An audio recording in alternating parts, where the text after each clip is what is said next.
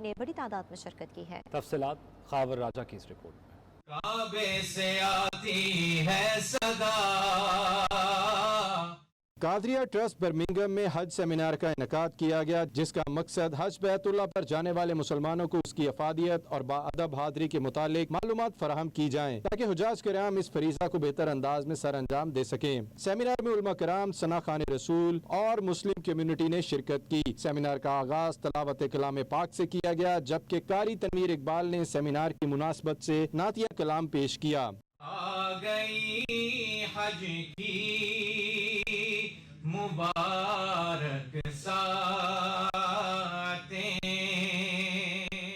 Seminar کے شرکا سے خطاب کرتے ہوئے پیر محمد طیب الرحمن قادری نے حج کے فرائض، فضائل اور مناقب، یوم عرفہ کی اہمیت و فضیلت قرآن و احادیث کی روشنی میں بیان کی۔ ساتھ روزہ رسول اور مکہ المکرمہ کے آداب کے طریقہ کار پر بھی خطاب فرمایا۔ حج ہر صاحب ثروت پر زندگی میں ایک مرتبہ فرض ہے، اور اس لیے جو لوگ استطاعت رکھتے ہوں کوشش کریں کہ جوانی میں اس فریضے کو سر انجام دیں، کیونکہ جوانی کی عبادت نبیوں کا طریقہ ہے۔ کہتے ہیں در جوانی توبہ کردن شیوہ پیغمبری، وقت پیری گرگ ظالم میں شود پرہیزگار۔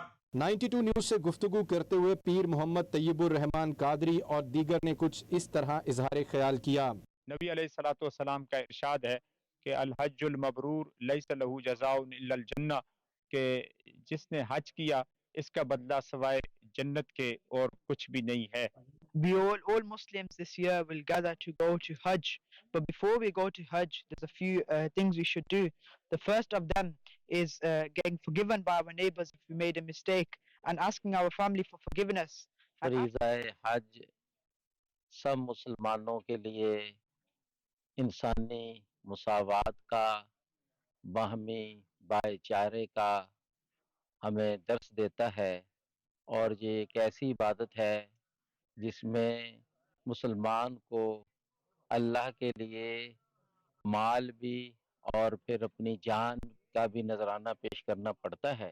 اس طرح کے سیمینار جہاں عازمین حج کے لیے رہنمائی فراہم کرتے ہیں، وہیں حج کی اہمیت و فضیلت اور ثواب سے آگاہی دینے اور دیگر امہ کو حج بیت اللہ کی ترغیب کا بہترین ذریعہ ہے۔ خاور راجہ، نمائندہ 92 نیوز، برمنگھم۔